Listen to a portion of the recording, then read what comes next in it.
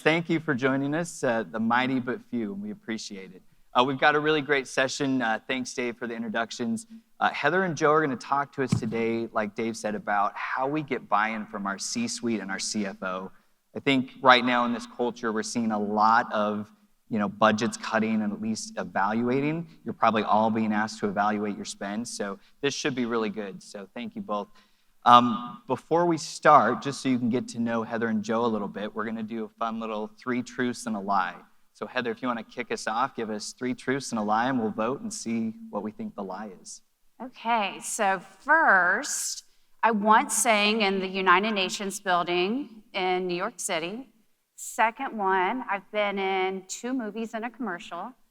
Third is I once was at a private party on Alice Cooper's tour bus. All right. Okay, so just give us your quick top 3, Joe. Top 3. I forgot we were doing this. That's good. Okay. Let's see. In the late 90s, I was a serial entrepreneur, and I won many awards. One being Entrepreneur of the Year. Ooh, that's a good one, huh? Truth or lie? I don't know. The next one, I joined a company called Fortinet, and I was there for about 2 years. And the last one is, I have 4 children, all under 11. 2 truths, 1 lie. All right. Heather, repeat yours and raise your hand if you think it's the lie. Okay, sang in the United Nations building in New York. One vote for that. Okay. I was in 2 movies and a commercial. Jeff thinks it's a lie, a few in the back. All right. And I was at a private party on Alice Cooper's tour bus. Many of you did not vote, so I think you just think Heather doesn't lie, which is great. That bodes well for the session. All right, which one was it? It was actually Aerosmith's tour bus. Oh, okay. I was going to ask you about that, so I'm bummed. All right, Joe, let's go with you here. Serial entrepreneur in the 90s, won Entrepreneur of the Year, and many, many awards. Anyone for that one? All right. You're like many, no so way, Sykora. Absolutely not. Second one, I was at a company called Fortinet for 2 years. All right. Lisa, you better not raise your hand on that one. And the third one, which is, I think it's pretty believable, 4 children under the age of 11. All right. Okay, so are we voting for the truth or the lie? The lie. I know. All right, so the second one, I actually do have 4 children, and I was a serial entrepreneur. So, all right. Very nice. Thank you both. All right, well, let's get into it. Joe, if you could kick us off, just give us a brief overview of your ecosystem of partners at Proofpoint. Sure. We have a very dynamic ecosystem. So the environment, so I've been at Proofpoint for 3 years now. I was brought in to do partner transformation, which a lot of us do here. So the current status is we do have a mixed model. So we have both direct and indirect. Roughly about 85% of our business goes through partners, but I do have to deal with the direct business. Within the indirect, I have 1 tier and 2 tier. So, having a lot of fun. We have MSPs, MSSPs. We've got OEM, technical alliances, and we do some sharing back and forth with our alliance partners. Of course, cloud marketplace, and soon to be, we haven't released yet, we're going to have an influencer program. So we have a lot of different routes to market, and we try to support our partners any way they want to consume. Very nice, thank you. And to kick us off then, what are the routine metrics you report up to your CFO about your program? I thought I was going to play the CFO today. Wouldn't that be scary? Those of you know me, if I was a CFO, we'd have some problems. So first of all, metrics are very important. I think everyone understands that we have to make sure that we set metrics in place, because if we don't, bad things usually happen, right? So the first thing I do, and I've had 2 CFOs now at Proofpoint. When the new CFO came in, the first thing I did was I called a meeting with him one-on-one, and I asked him what metrics are important to you, even before he got into the company, right? So found out that obviously his number 1 is revenue. and specifically new ARR. That's one of his key metrics. Just like any other sales type position, pipeline's always important too. But also, one thing that's very, very important to us is retention rates, right? Because we are a SaaS solution, obviously with retention, it's gold, right? So it's really important. So we sat down and really kind of mapped out what was important to him. And again, he's a CFO, so there's other things he looks at, profitability and everything else, and I even built those in too. So one of the things that I did and always have done is I use the financial database as that is the truth, right? I know a lot of us probably are running different things like Salesforce, a lot of different systems out there. I always go to FP&A data, right? Because that is a single source of truth. So I actually built a dashboard in Power BI with my channel ops team. Heather was part of it too, and we really kind of mapped it out. So now here's the other thing too, and some people may not be comfortable with it. I give them real-time access to all of our reports, right? So there's nothing we're hiding, and we report on it. We talk about it weekly, but it is a real-time report that everyone can access. Great, thank you. And how do those metrics shift and change as you invest more into your channel? Yeah, well, and I'm sure we can talk about the kind of dynamics of shrinking budgets. I'm sure some of you out there have had to deal with that. I know I have in many years. Whenever you look at more investment or asking for more investment, I think the important thing is showing some type of ROI or projected ROI, right? So the way I approach things with the CFO, also I get the CEO involved as well and our CRO, I do a business plan, right? So I do a business plan like I was making an investment in the business. I present that to them, and we talk about things like projected ROI, projected returns, and then more importantly, track it, right? And it's okay. There have been some projects that I thought we were going to do maybe a little better at, and the results weren't there. So, I'm a firm believer in fail fast. So if it's not going the way, we make tweaks, changes, and go a different route. Great, thank you. Heather, how do you determine the metrics you report up, and how does technology impact that? Yeah, it depends on what the tool is. So the first thing I look at is what are we actually trying to accomplish with the tool that we're implementing? So, and Joe doesn't always agree with me with this, but it's not always money. Some of them are efficiencies, human capital, where we're maybe reducing the resource capacity that we actually need from people and offloading that to technology. So I look at that before I send anything up to him and make sure we're actually meeting those goals and those metrics. Great. And so when you are asking for more investment, whether it's headcount, technology, whatever it is, how do you go about presenting that to Joe? And then Joe's second part is, how do you package that up to the CFO to get his or her buy-in? Yeah, before it even goes to Joe, I meet with the stakeholders because it could be the best tool in the world, but if the people that I need to actually leverage it aren't interested and I don't have buy-in from them, it's a wasted investment no matter how good the tool is. So the first step is actually meeting with the teams that I think it'll benefit to make sure they're comfortable with implementing it, and do we have the human resources to actually manage it once we onboard it. Once we actually map those two things out, then I go, okay, what's the actual benefit to the company with this? So again, is it going to be an efficiency from reducing the amount of people that we need? Is it going to be something that's going to add more profitability, and what does that look like? I package that up, and then I send it to Joe. And then I get the easy job of going to sell it. Yeah, not so easy. From there, what I do is pretty basic. We all have corporate goals, right? I mean, we're given those. I try to make sure I can relate whatever we're asking for to corporate goals, right? Again, building a business plan. So I'll get something from Heather or from Heather's team around an ask. I do get to then go to e-staff. I do a full presentation.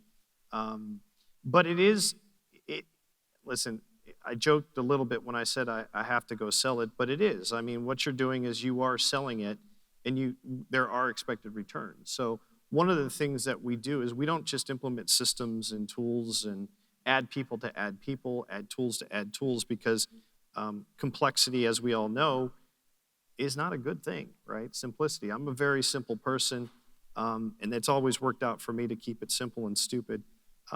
Maybe that's just me. I don't know. But yeah, it is. It's a formal process. Now, one of the things that I do too, and this is something that if you're not doing this today, is I do have a standing meeting with our CEO and our CFO just to talk about, we don't talk about rearview mirror stuff, right? We look at numbers, but really what we're doing is we're taking it and we're saying, okay, here is the channel in our channel program 2 years from now, 3 years from now, 4 years from now. So we actually do that on a monthly basis. And we sit there and I get them involved in how do we want to involve our program, right? How do we want to evolve it? What do we need to support it? And when, more importantly, when is the time, right? So what I like to do is I like to set metrics to say, if we hit this goal, then we're going to be at this stage. And at this stage, we need these resources. And then so I take these asks from Heather and the rest of the team, and then we kind of position them in there. So that's great. So Heather, how far in advance do you have to plan to get that information to Joe so he can package that up? I mean, we're typically a year out in At least. planning for any major investment, easily, sometimes longer than that, but I would say a minimum of a year.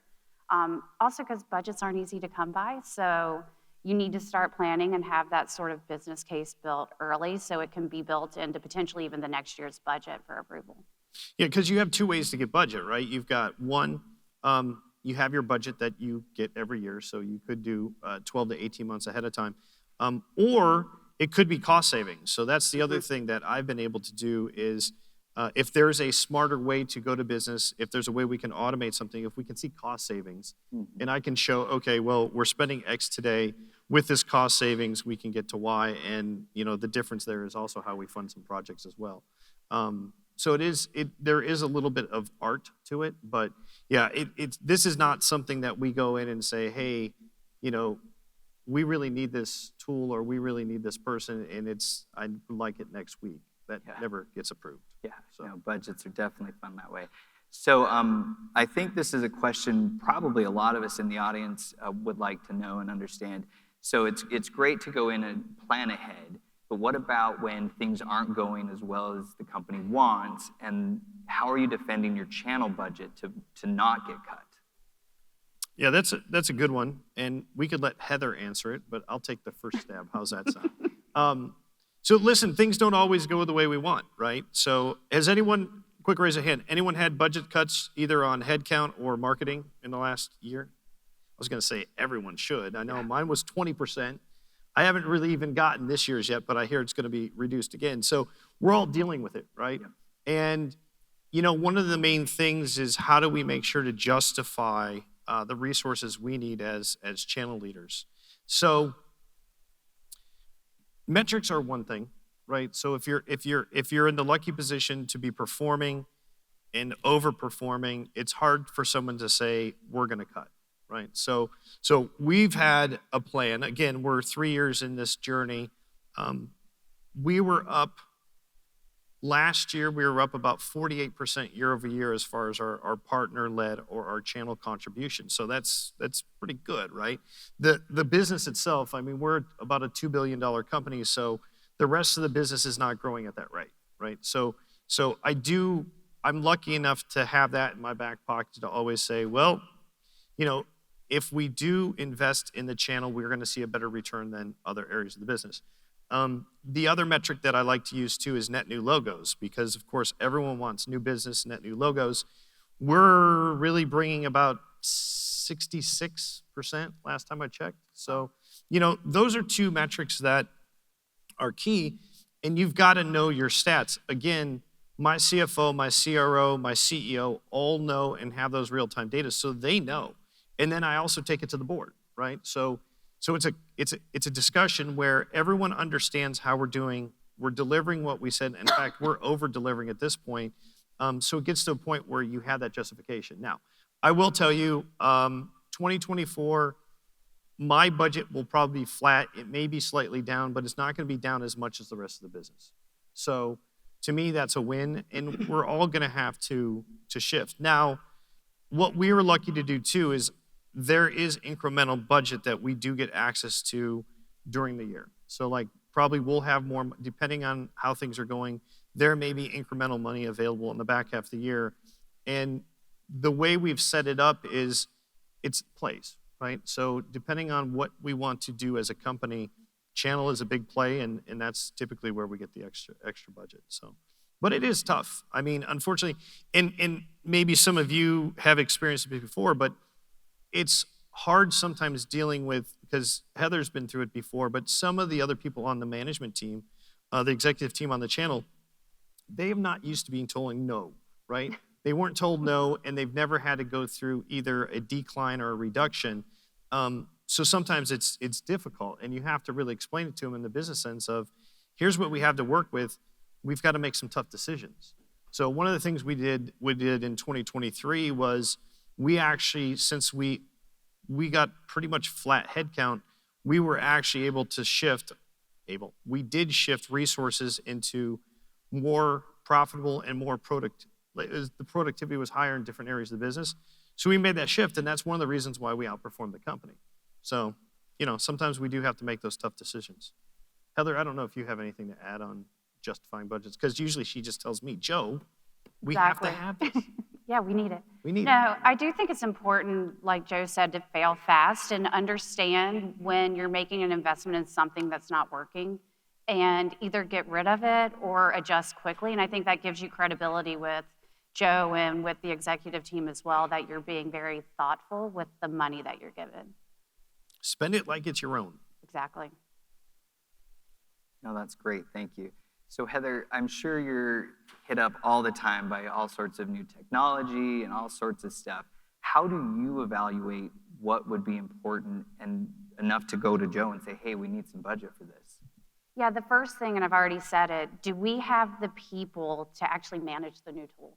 Because tools are amazing, but if you don't have the resources to implement it and manage it and really evolve it over time, it's not going to be successful for anyone. So that's the first piece. If I have a yes for that, then are the teams, again, that I anticipate leveraging this tool going to actually take advantage of it? If that answer's a no, it will never make it past my desk and up to Joe. And then if both of those are a yes, then I look at budget.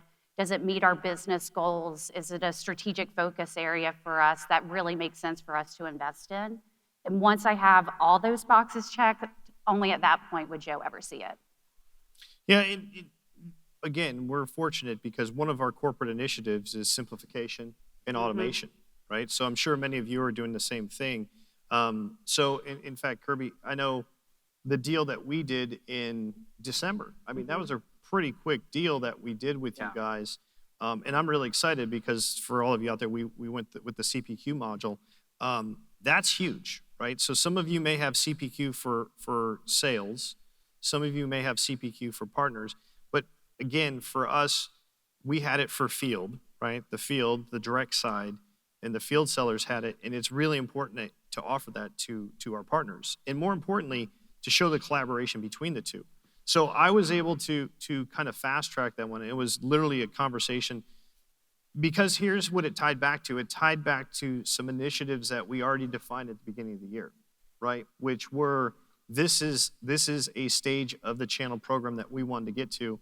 And we had the opportunity, there things were going so well that we're able to pull it, right? So that's back to the planning. It was one of our stages and one of our, I'm not going to say we're not checking the box, but that's one of the things that we were delivering. So, and it worked out. Out well. That makes sense. And thanks for the plug for our CPQ integration. You like that? There you go. Yeah, I'll give you a bigger discount next time. Thank you. Yeah. I'm writing that down. Yeah, hold me to it. So Heather, you talked a lot about securing buy-in from stakeholders, especially when, I think it's easy when they can see value, but if they're not and you're getting some pushback, how do you go secure that value? Or that buy-in, excuse me. Well, sometimes I think it's important to recognize what's important to you isn't important to everybody else. So if it's not important to them, there's a certain point where you have to go, okay, this just isn't going to work, and we aren't ready for it yet as a company. So if that's the answer, the smartest thing you can do is take a step back, because sometimes we're really close to it because it was our idea, it was our baby. And sometimes your baby's ugly and you have to own it, and you move on. But if it is something that does make sense and does strategically make sense for that person or that team, I think it's important to understand why are they saying no. Is it a matter of they just don't understand what it'll do for them, or is it a matter of they don't feel like they have the resources to actually go into it with you and support it? And if you can figure that piece out, sometimes you can come to a good answer together, and then you can secure the buy-in. Yeah, I would say, and it's funny because Heather was brought in when I came in, so we're both part of this journey. We were getting a lot of no's when we first came here. I mean, it was like to the point where everyone I brought in was like, "What have you done to us?" And I was like, "Listen, it's okay. This is part of the transformation, part of the change." But literally, we were going to the other groups that supported it, such as like implementation and IT, and they're like, "Hey, that's great.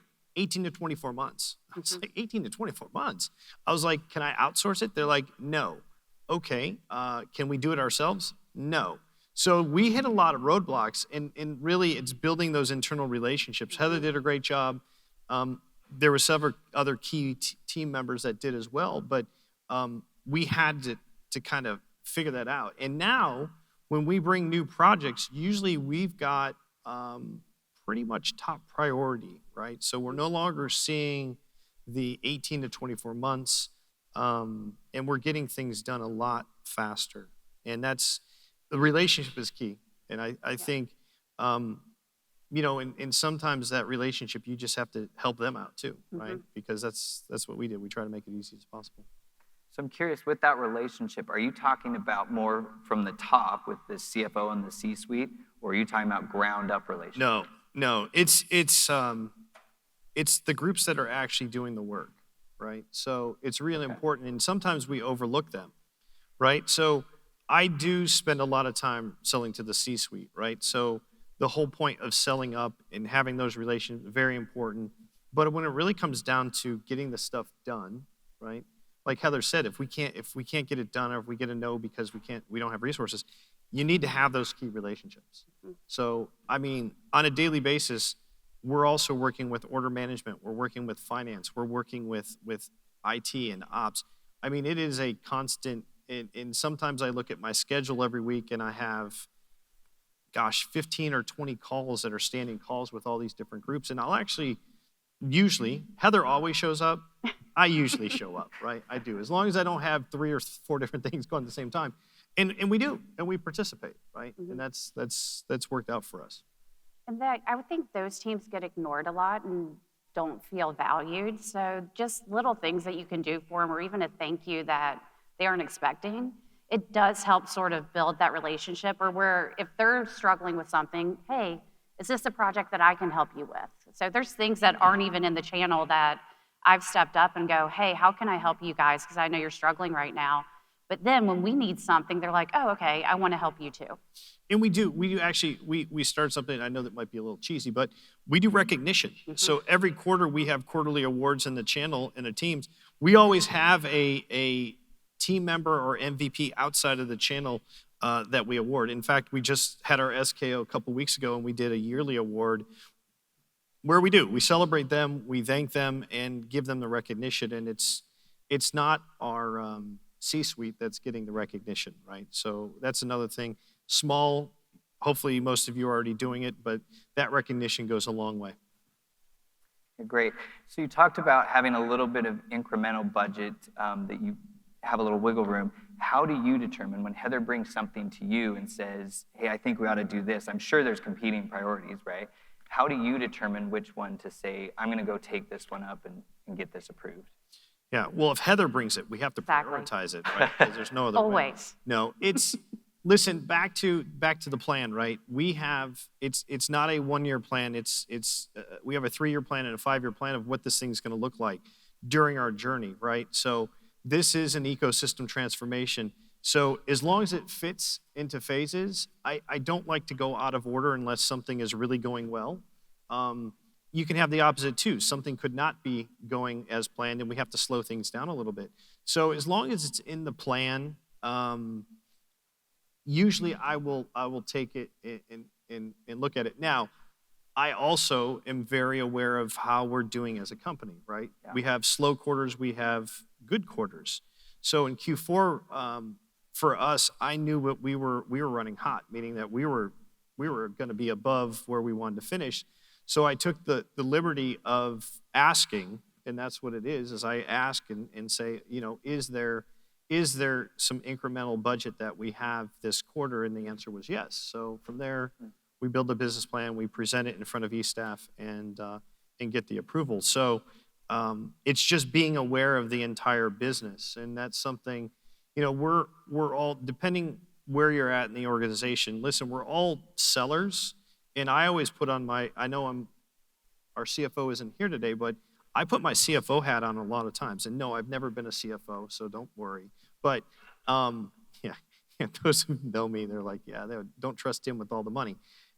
Listen, but I do put that hat on, so I understand a basic P&L. I understand margins. I understand things like when we set quotas. I understand all the BCR rates and everything else. So I can talk the talk to our CFO. I can talk to our CEO, and that makes a difference on the incremental. That's great. And Heather, just kind of doubling down on that, when you have multiple priorities and the C-suite or Joe comes back and says, hey, we can only do one of these 28 things you want to do, how do you prioritize which ones should go first and kind of rank those? There's a couple things I look at. One is, depending on bandwidth, which ones can we get done faster? So some of them are really light lifts, and those may make sense to push ahead of one that's going to take months and months and months to roll out. And then, for example, with the CPQ one, that one, when we looked at that, I was like, okay, it's a heavy lift, but on the back end, the amount of work that it's going to save all the teams in the long run, it made sense to push that one ahead really quickly. So it's really understanding what the goal of it is and how big is the project that you're actually trying to push out. Yeah, that's great. So I'd like to, perfect timing, Claudio. I was going to say, I'd like to open it up to the audience because this is a great topic, and I think they've built a great relationship with their CFO. Do we have a mic that we can run up to Claudio here? I can barely see in the back. I think they're coming. Troy, do you have one? Yep. Awesome. Right here. Thank you. So for both Heather and Joe, what was the value proposition that you brought the C-suite for CPQ? Well, listen, on the automation, so we're a little bit, well, maybe we're not unique, but we are pretty unique in which it's very difficult to quote and sell our products on your own if you're a partner. So this is a key system that we need to help in that automation. And then also here, the one that won over everybody was the fact that our field and our channel partners can collaborate on a quote together, right? So that is a really big step. So whether you're a firm believer in automation, you should definitely be a firm believer in channel run rate business, right? The no touch, low touch, it's what we're all, I think every conversation I have with businesses that I'm talking with is because they have all of these questions. They're like, how do I get that? This is a key step, right? You need to open it up and allow partners to do it. Now, next year we could probably talk about our results and journey and everything else. So that was the main driver. It really was, and it fit nicely into some of the corporate values, but more importantly, it's always been part of our plan, right? I've been using those type of automation tools for many, many years. So, absolutely. Collaboration, I mean, listen, that's the tough, look, communication and collaboration are the two biggest things between your field and our channel partners, right? That's it. Where things go to the right or left is when they're not communicating, they're not aligned, and that's when bad things happen. So that's one of the biggest part of, I feel, our team's job is to make sure that we're quarterbacking everybody to do that alignment and mapping, and this is a key tool to do that. Yeah, great question. To kind of add on to that, the collaboration, just to give Heather some props, she came to me also and asked for some metrics and some numbers to help prove her case. And she probably can't share it, but she built a really great PowerPoint to take up showing all of that. So there was true ROI and not just an ask for the budget. So great job, Heather, for collaborating with me too. Maybe she could share it. You never know. See Heather afterwards. We're here Talk to to our help. We're PR here to team. help.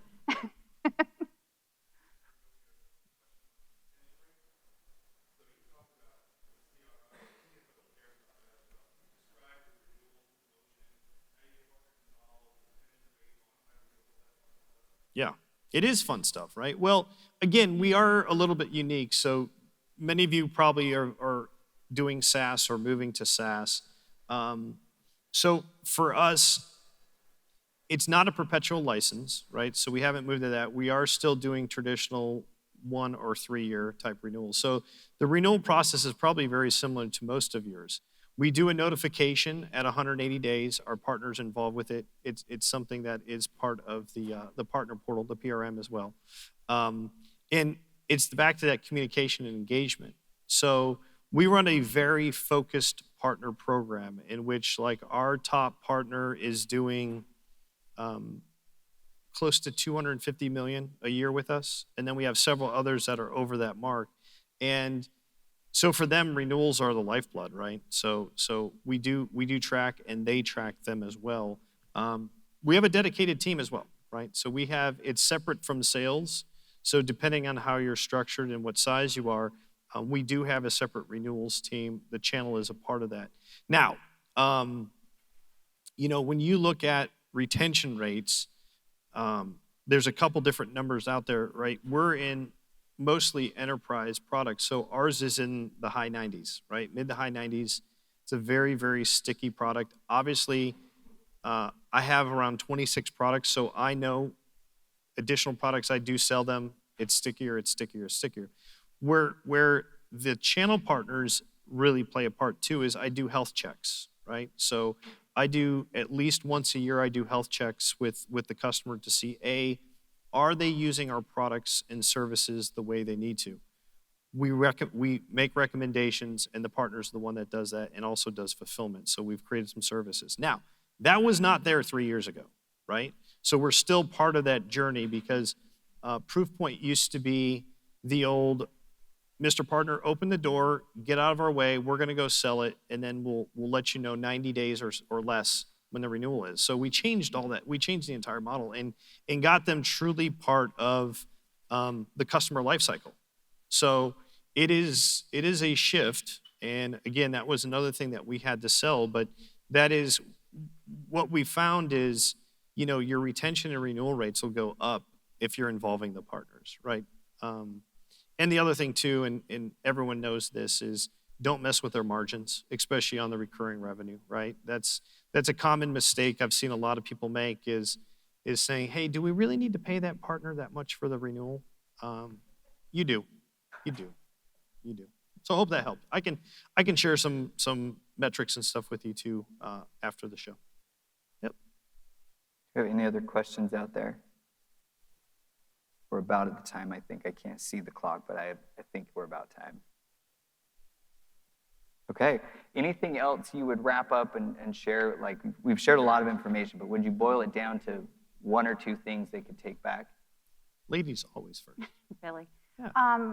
The first thing, or the main thing I would say is understand what you're trying to accomplish, what you're actually trying to do with any tool you're asking for an investment in, and make sure you have the buy-in across the organization before you take it up. Yeah, mine's gonna be metrics.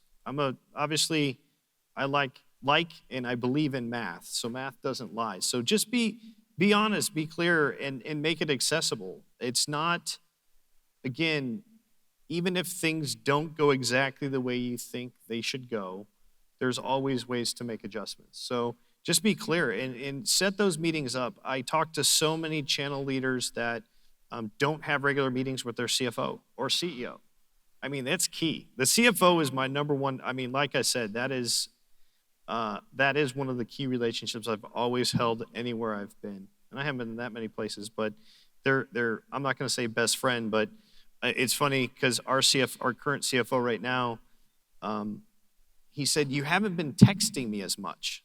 I was like, well, I haven't needed as much. He's like, no, I just like to text you. I just see how you're doing. And I was like, okay, that's the relationship that you want to develop with your CEO and your CFO. So. Awesome. Thank you both. Weren't they great? Thank you.